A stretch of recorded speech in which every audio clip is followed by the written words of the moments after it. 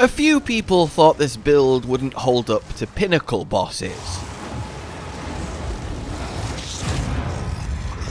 A few people thought it wouldn't hold up when I got to, your tier 15 map, so this is a deliriumed up one. I can't express how good this is. Hello then, my fellow Stormweavers, welcome. It's time to give you the update to my latest and greatest creation, Warpy Splody One-Shotty.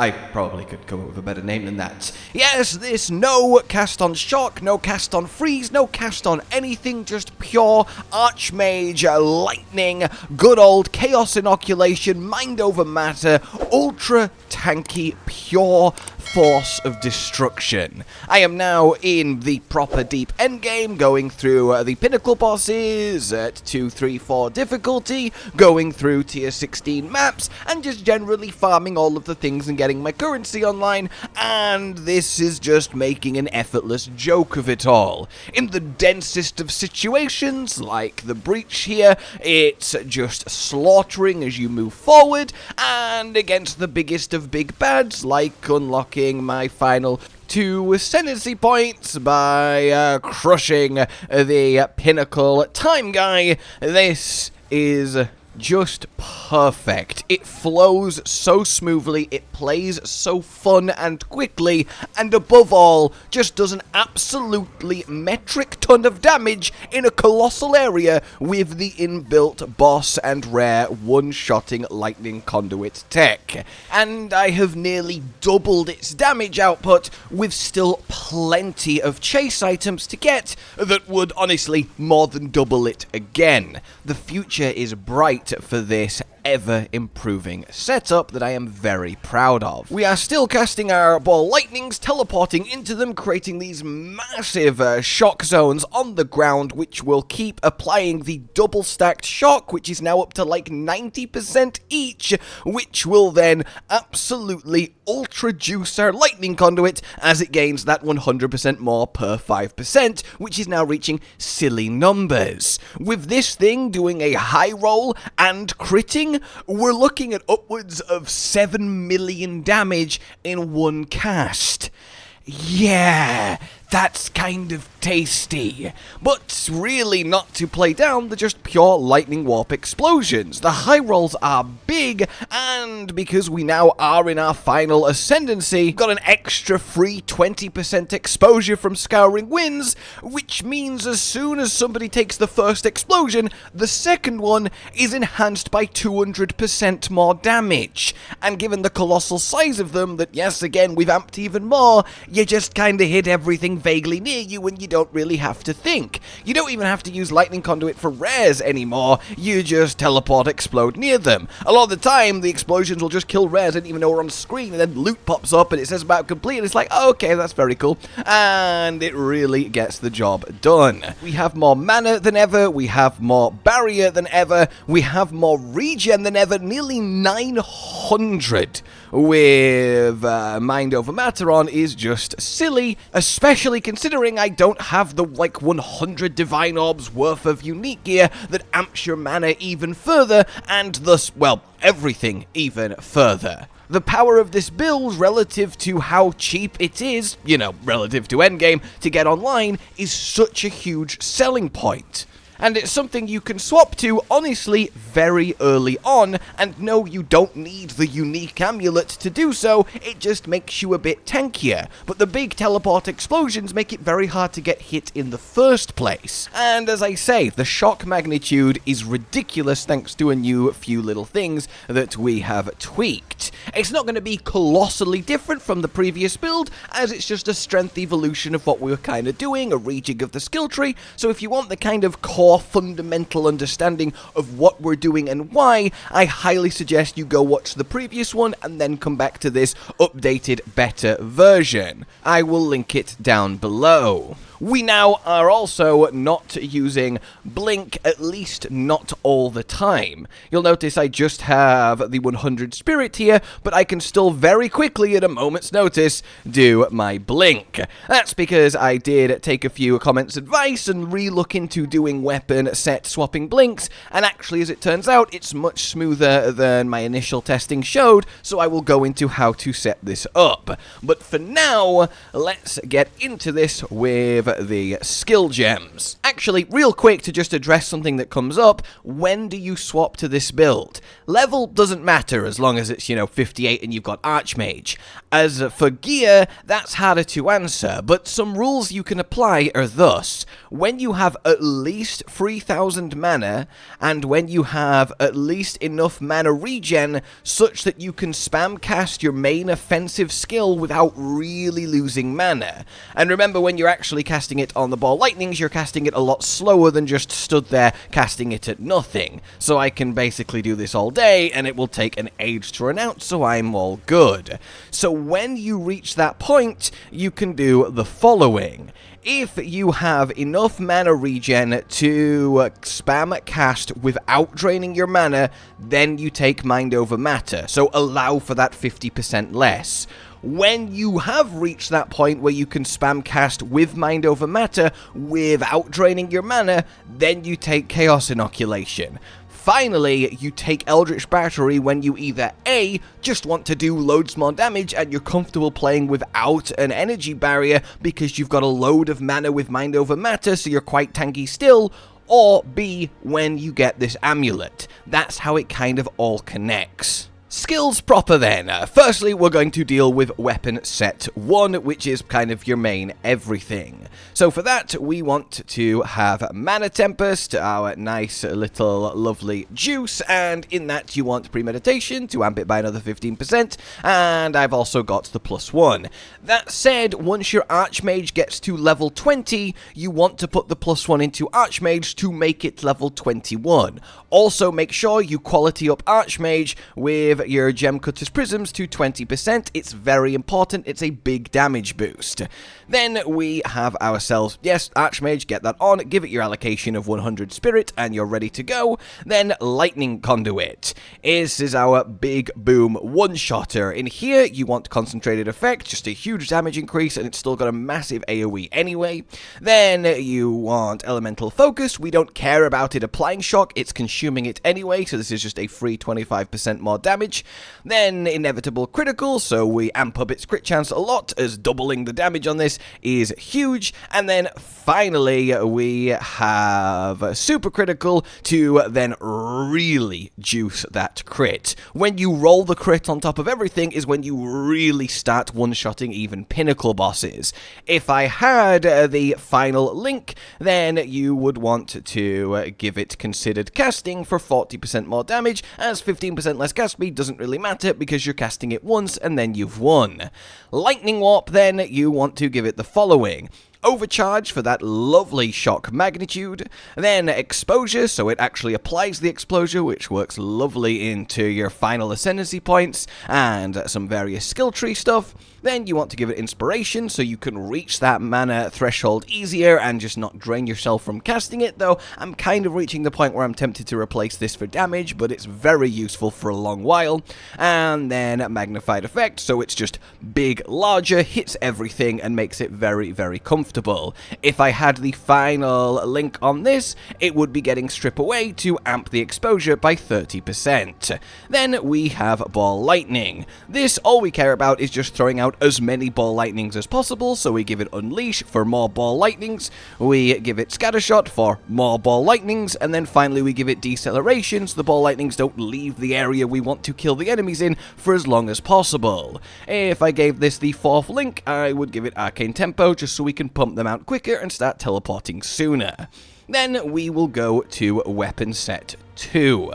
So, for your weapon set 2, you can set these by pressing the little arrow here, and then ticking what weapon set you actually want this to be active on. So, for Sigil of Power, of course, it will automatically switch to the staff because you cast it with the staff, so you want to make sure you do have a staff with Sigil of Power, but in this second weapon set, we're doing two things. The first of which is we've put Conductivity on the second weapon set, just selected 2, not 1. On everything else that I just talked about, select 1 but not 2. So Conductivity is on the second one, as we don't actually need to have our good one and focus on, as this is just a debuff we're applying. And on that, we want Heightened Curse so it's more effective, we want Focus so it goes off faster, and Hex Bloom so it spreads to enemies if we ever use it on trash mobbing, but this doesn't really get used that much, it's just for big boss debuffs, and even then I don't tend to use it that much because we just do so much damage anyway. But the real source here is it's a way to switch to our second weapon set without using Sigil of Power. So if I do that Conductivity there, I now pull out my staff. And on my staff, on my second weapon set, I have Blink. This only uses 60 spirit, which we have plenty to spare, because each of your weapon sets has different spirit allocation. So if I set Blink to only be set 2, and then I set Archmage to only be 1, then whenever I am using my normal offensive skills, I'm in weapon set 1 with Archmage, with my wand and focus, amping my damage, but whenever I want to use Blink to go faster, to get out of a tricky situation, to handle a boss mechanic, I can just switch to weapon set 2 and then Blink, which is really, really cool. So in normal, I'm rolling, and then I use my curse, and then Blink. But that looks quite slow, right? And that was my initial problem with it. However, you can actually do it a lot quicker, because especially with the curse, you can cancel the cast of the curse and then blink before it goes off. You see how it's actually quite slow? You've got to do this full arm motion before you put the sigil on the ground. So let me do it at full speed for you. Let's say I get surrounded, and boom. You see how instant it is? You don't actually have to cast the sigil. You just press sigil, blink, and then you are off. So that way we get to have the best of both worlds, and you no longer need to have plus 60 spirit on your gear, which means your chest doesn't need to be a plus 60 spirit chest, which makes this much, much easier to gear. So yes, I will fully hold my hands up. That is much smoother than I thought it was, and is definitely the way to play this. It just gives you a lot of nice options, and it is nice to be able to roll too, because sometimes you prefer to roll than blink. Hopefully that came across well. So, actually playing it then, well obviously, you know, the blink tech is step 1 of playing it, but the rest of it is fairly simple. You just throw the ball lightnings out and teleport to them. What you don't need to do is spam press the lightning warp button, you can just hold it down. It's a little thing and you're probably doing it anyway, but it just makes it much smoother to just hold lightning warp on the ball lightnings, and you'll just cast a lot smoother. Other than that, yeah, you just move through the direction of the map, swapping to your blink for more coverage and more clear speed, and just generally exploding everything. You don't really have to pay too much attention. Obviously don't teleport on top of dangerous elites or floor effects or things that are going to explode. If you're being chased by a huge pack of enemies, if they're coming at me from the left, I'm going to fire my ball lightnings right so I can keep ahead of them while blasting back left instead of throwing it into the middle of them. Just kind of don't throw the ball lightnings into a place that you wouldn't like to stand if you can avoid it. Other than that, the shocked ground will make everyone super weak to all of your damage, and you will destroy them. For bosses, very simple. You just want to put multiple layers of the shocked ground under where they will spawn, put your sigil of power on, put your mana tempest on if you're feeling like it, curse them, and then hit them with that lightning conduit, and you will have one-shot them. So, let's get to the skill tree. And here is where we've made a few fairly big alterations and reached some fairly potent nodes. First and foremost, the Ascension. As you see, I've got my final 2 points. So we want the initial Constant Gale and Force of Will. Force of Will is critical, and honestly, getting Force of Will is another requirement of swapping to Mind Over Matter, as the mana regen it gives you is colossal. Then your Strike Twice for double shock, and then lastly we just want Scouring Winds for an extra 20% exposure, taking the lightning resist 20% even lower, and thus amping our damage by another 20%. Penetration can't go to 0%, but exposure works differently, so it's very potent. Then we want to head up through the right, increasing our energy shield and getting pure energy. Up again to dampening shield, and then down to mana blessing before we get to this intelligence. Now on each of these stat nodes, you see I've got 2 dex ones over here. Just make sure you actually have enough stats to use your 2 strength gems and your 4 dex gems. Just apply these to strength and dex as needed in concert with your gear. In any case, full right over here in order to get magnitude of shock from alternating current, and then we're also stopping in the middle for insightfulness. Then we want to head straight up the middle. We're going to branch right just to get an extra jewel slot, as they're very potent for us with that 20% magnitude of shock per jewel. And then we are going to continue heading up to this jewel slot. Then we want to go right up into here, grab yourself pure power, big damage increase, and then power conduction. Magnitude of shock is everything. Then we continue on right, initially going up for 25 intelligence, just feeds into more mana and pure power. And then Patient Barrier for big barrier. Obviously, until you get your Azure Necklace, then you don't want to get any barrier nodes, as they won't do anything, so all the barrier nodes are for Azure Gaze. If you don't have this and you still want to swap to this, which again, you can be tanky enough with just your mana pool and mind over matter, then just put points into damage. After that, then, we want to head down here, getting all the mana regen as we head towards Eldritch Battery, picking that up, and then also going up here for Arcane Intensity for another huge damage increase. Then we are going to keep going down here. This jewel slot is nice. Get to this int, pick up your Chaos Inoculation, and then we keep going. This gives us 2 big things. Another jewel slot for another 20% magnitude of shock, and then lastly, we get to actually reach this beautiful node in Wildstorm.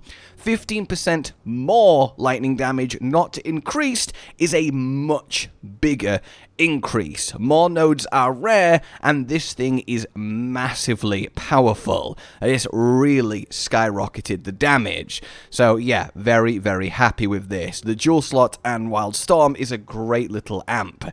Then we want to head all the way back to this initial fork, and now we want to go left. At this jewel slot, we want to go up, and then eventually grab Eldritch Will. The extra energy shield and mana is nice, but that 20% stun threshold is even nicer. You don't want to get surrounded and just chain stun to death. It sucks. You want at least a little bit of stun threshold help.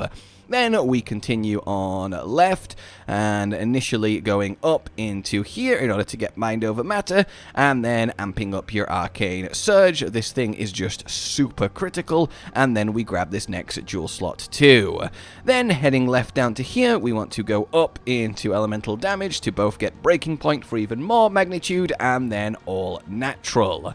Finally, we do this little setup here, going up into more energy shield, and then get calibration, more mana, more energy shield, beautiful. And lastly, reaching to this jewel slot where I've got my time lost, and then we full get this set of nodes that give us big increases to the area of effect of our skills, which is why the explosion is so massive. Then we get this, which is even more area of effect, but then this, which is more area damage, and the knockback is great for both, well, damage and survivability. So, if I had more points, though I am like level 85, so they're going to be coming slowly, what we want to do is this. Finish off getting the attack and cast speed all the way to Storm Charge for the crit hit chance and damage on crit, and then I will also be going up here into critical damage, and finally getting desensitization, so we have more nodes amped by our time lost. And that actually conveniently takes us to jewels. Ignoring the time lost for now, in every single jewel socket, you want as much magnitude of shock as possible. 20% is the maximum, so ideally every single jewel socket is 20% magnitude of shock. They are so valuable because of that. Past that, spell damage, lightning damage, your maximum energy shield, mana regen, all of that stuff is going to be good for you. Just get what you can on these jewels. So, for our actual time loss, ideally what you want is small passive skills give you 1% more max mana on a time loss diamond. I've not managed to find one yet, but mana regen and spell damage, even on top of the faster start of energy shield recharge, is quite nice. And actually amping these nodes themselves is also really nice for even more area of effect and even more barrier, and then once we get to here, even more critical damage bonus. So this will be really, really good, but this is where you want your time lost and just get the best one that you can. Gearing then, we'll get to a few specifics in a moment, but your general rules are as follows. Though firstly, I just want to bring up a certain soul core that I will be referring to. I don't actually have one yet, but it is very much important, and it's this, 2% increased maximum mana, the Zelatl. That will be your ideal thing to slot into your spare slots if you don't need to use them for your resistances, so keep that in mind. In any case, though, your general priority is thus ranks to your skills, either lightning spell skills on your wand or general spell skills on your focus. After that, we care about two things. Raw mana, either from just plus maximum mana or intelligence, and then energy shield to convert into Eldritch Barrier. This body armor having 845 is just ridiculous, and I'm so happy to have it. It's a huge deal. I have 4,400 mana with it on, and then I drop to 3,300 with it off. Like, that is, yeah, I mean, that is potent. So, really, your body armor is where it's at, and it's your body armor that you do want to put in the 20% increased energy shield over the 2% mana. Everywhere else, ideally 2% mana if you don't need it for resist. So, mana and energy shield. Then we have mana regeneration, which is also really, really good. And after that, it is things like spell damage, lightning damage, and cast speed. They will do you well. Then, it should be said, yes, you want to make sure that you have got your 75% resistance. You're immune to chaos, so that doesn't matter, but you want your 75% in fire, lightning, and cold. I could be at 75 in cold if I put a cold rune in to my boots, but I just kind of don't want to commit to them yet because you can't change your runes, and I'd ideally like to put the 2% mana in because it's a very, very good pair of boots, because you need to have at least 25% movement speed on your boots, or you are going to suffer in a lot of the Pinnacle boss fights. And I should also mention that having a load of increased rarity of items found on your gear where possible is going to be very, very good for you long term. So that's kind of where the priorities are, and then your charm to stop either stun or freeze. Your flasks don't really matter. Uniques-wise, then, you have the Everlasting Gaze Azure Amulet to give you that big energy shield despite having Eldritch Battery. Very, very nice. And then you want the Midnight Braid Rawhide Belt, so you get your damage taken recouped as mana. Ideally, eventually, this will be the Belt of Ingenuity that drops from King in the Mist to amp up your ring power. That is better than this, but obviously I've not gotten yet. It costs 1 billion Divine Orbs, so that is a shame. And that's kind of the main definitively it's just better upgrade. Everything else could be argued, and I'd rather wait till I actually have it and can play with it and then share it with you. So, the amulet then, I have allocated it frazzled. So if you don't know, I imagine you do at this point, but if you get these distilled emotions, you can use them, put in a neck piece, and then if you line this up, it will give you the ability to instill a random passive on the tree. This is really, really good. So what I have put on is frazzled. This is the actual ingredients for frazzled, in case you don't know. And if we go to the tree, we can see all the way down here where it is frazzled. Another 30% magnitude of shock, which is huge, and hey, 15% more mana regen, which is certainly nice. This makes a very big difference, and you will really notice it. After that, you want to use your Neural Catalyst to increase the mana modifiers on your jewelry. So I've got a lot more increased mana regen as it's at 20% mana quality, and same on my ring for the mana and mana regen. That's very much something to keep in mind as a top of just general quality on your armor. That then kind of brings us to the end of this build guide slash build update. I hope you are having fun with the lightning warpage. I know a lot of you really enjoyed it, and that makes me really happy. I love setting these up for you guys, and I really have been enjoying my time in Path of Exile, learning and theory crafting. For now then, like if you enjoyed this, subscribe and hit the bell for more, consider supporting the future channel on Patreon down below, and until we meet again, a goodbye. Josh, Cotton, and Hollow with the videos, dropping the humor like a hammer on your tippy toes, bringing entertainment on a daily arrangement to take our insanity and turn it into entertainment. Yes, I said entertainment twice, to reiterate that it is nice, to look into your faces on a mostly daily basis when you let us in your homes to make the whole world a stage. Goodbye.